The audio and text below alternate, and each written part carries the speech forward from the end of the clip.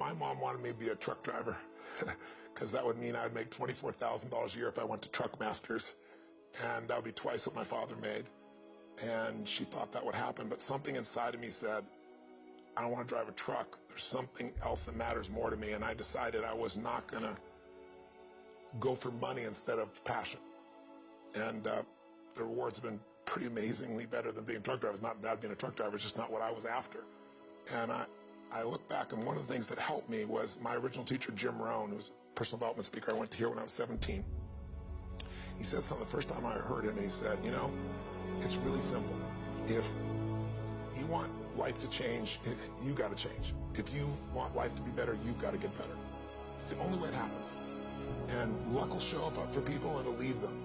But if you're constantly improving who you are and what you give, game over. When people ask me, what does it take to be happy? I always tell them one word: progress. Progress equals happiness. Even if you're not where you want to be yet, if you're on the road, if you're improving, if you're making progress, you're going to love it. You're going to feel alive. On the other hand, it doesn't matter how successful you are. If you stop growing, you start dying inside. I've always had this belief: if you want to be successful at anything in life, never leave the sight of setting a goal without doing something that commits you to fulfillment.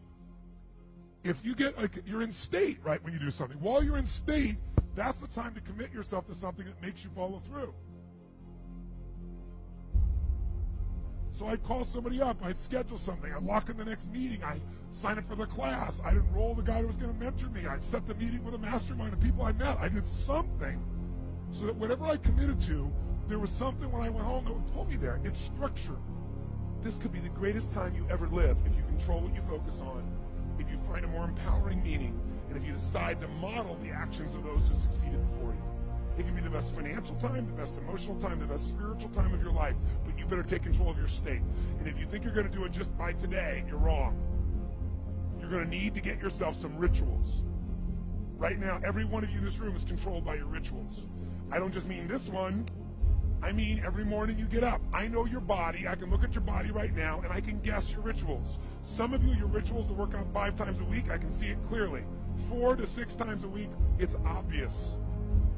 Because you couldn't look like that if you didn't do that. Some form of workout. I don't care if it's walking, lifting, whatever. Some of you, it's obvious that lifting weights is part of it. You can see by that man's muscles. I know what his rituals are. Because your life comes from your rituals. If you don't develop the ritual, you're kidding yourself.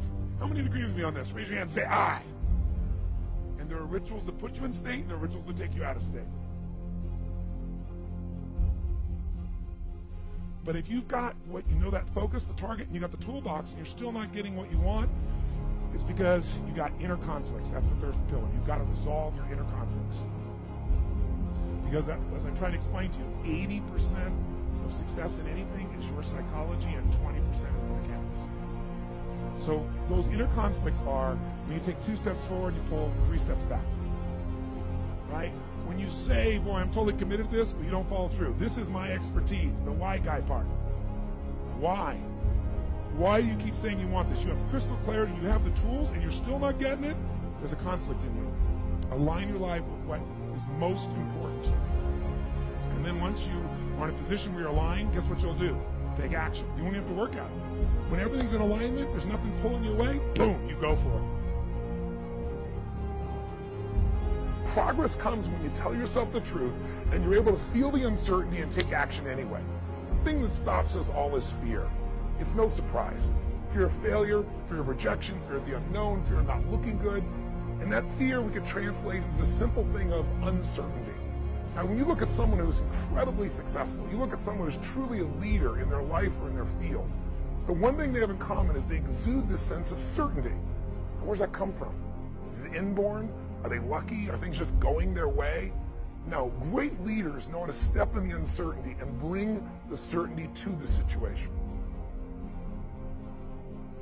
Most people in life, we really feel like the level of stress in our life comes to how much of life do you feel like you control, or how much does life control you? Do you tend to control more of what's going on, or events controlling you?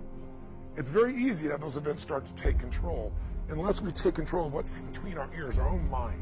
You see, what you and I focus on massively affects how we feel, whether we're thriving or surviving. If you focus on what you can't control, If you focus on the past, if you focus on what's missing from your life constantly, that pattern of focus will make you frustrated, overwhelmed, depressed. It won't even matter if you're taking antidepressants. If you keep focusing on what you can't control, what's missing from your life, you're going to feel depressed still. You can take as many antidepressants as you want. Focus equals power. If you want to thrive, you got to focus on what you can control. You got to focus on the difference you can make. You got to focus on what's already in your life that you're grateful for. So you've got to find a story that's going to empower you to act. A story that's going to get you to find the breakthrough. Because otherwise, with a lousy story, you'll never find the strategy, or you'll come up with a reason why it's too expensive, you can't get there, you can't access it, or you'll even get the strategy and then half-assed apply it just so you can reward your story that says it doesn't work because I tried it. Resourcefulness is the ultimate resource. And if you don't have what you want, stop telling yourself the story because you don't have the money, you don't have the time. That's bullshit. It's because you haven't committed yourself where you would burn your boats. If you want to take the fucking island, burn your fucking boats. And you will take the island because people, when they're going to either die or succeed, tend to succeed. But most of us give ourselves a way out, and that's why we don't have what we want. I was thinking about where this journey began for me, my desire to serve. Every day before I get on stage, I do this thing to whip myself into a peak state, and then my last words are, use me, Lord. That's my prayer. And every day my goal is to be a blessing in people's lives. Just do more, give more, share more, create more. What you need will be there. It's like air. You don't stop to think about when you take a breath whether it'll be there or not. It's always going to be there. Yeah. You just got to do your part. Early in my life,